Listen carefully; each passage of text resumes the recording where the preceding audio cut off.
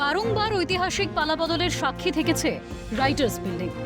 শহরের বুকে একাকী দাঁড়িয়ে থাকা এই লাল বাড়ি সাক্ষী থেকেছে ৩৪ বছরের বাম সরকারের। ২০১১ সালে এই বাড়িকে সাক্ষী রেখেই রাজ্যে উঠেছিল পরিবর্তনের হাওয়া। শুরু হয়েছিল নীল সাদা প্রাসাদের কালো দিন। গঙ্গা দিয়ে এরপর বয়ে গিয়েছে অনেক জল। রাজনৈতিক উত্থান পতন পেরিয়ে হলো ১৫ বছরের সাপ মোচড়। রাজ্যে উঠেছে গেরুয়া ঝড়, আবারও হলো পালাবদল। রাজ্যের মসনদে বসলো ভারতীয় জনতা পার্টি। সরকার গড়ার প্রাক্কালে একাধিক সাক্ষাৎকারে বিজেপি রাজ্য সভাপতি শ্রমিক ভট্টাচার্য বলেছিলেন, নবান্ন নয়, সরকার পরিচালিত হবে মহাকরণ থেকে। সেই পরিকল্পনাই এবার সত্যি হলো। নীলবাড়ির লড়াইয়ের শেষে জিত হলো জনতার। মহাকরণে এবার পদ্মের সরকার বসার তোড়জোড়। আয়োজনের সাক্ষী থাকলো সিএম। খুবই ভালো হচ্ছে।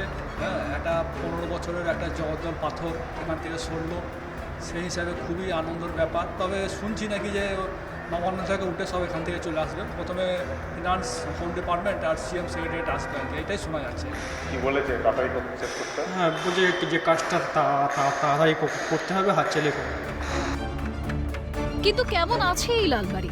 ইতিহাসের ভারে ভারাক্রান্ত মহাকরণে যাতায়াতে কোন সমস্যায় পড়বেন সরকারি কর্মীরা?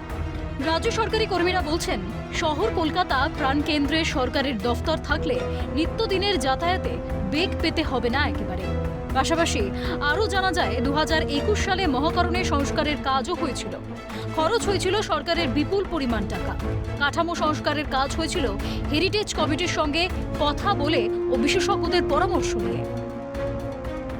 যেটুকু আমরা জানতে পাচ্ছি যে এইখান থেকেই শুভেন্দু অধিকারী বা এরা সরকার চালাতে চাইছে, আর এখানেই ফিরে আসতে চাইছে, নবান্নে থাকতে চাইছে না। আর একটা কথা, সত্যি কথা বলতে কি, এই পজিশনটা এত ভালো কলকাতার বুকে, যে ডিস্ট্রিক্ট থেকেই আসুক না কেন, নবান্নের মধ্যে যেমন অসুবিধে হয় না।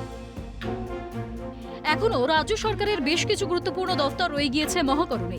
রয়েছে রাজ্যের স্বরাষ্ট্র ও পার্বত্য বিষয়ক দফতর, পার্সোনেল অ্যান্ড অ্যাডমিনিস্ট্রেটিভ ডিপার্টমেন্ট, ভূমি সংস্কার দফতর, কৃষি, পাবলিক ওয়ার্কস ডিপার্টমেন্টের অংশ।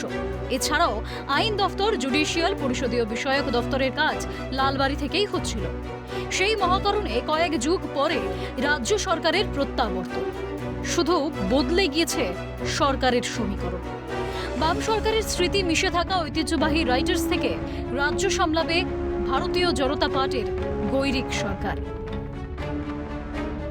আবারও গমগম করবে রাইটার্স বিল্ডিং। এই রাইটার্স বিল্ডিংই একসময় সরকার পরিচালনা হতো রাজ্যের। সেই রাইটার্সই কিন্তু ফিরে আসছে রাজ্যের সচিবালয়। পুরো বিল্ডিংটাকে সাজিয়ে তুলতে ৬ মাসের মতো সময় লাগবে পিডব্লিউডির।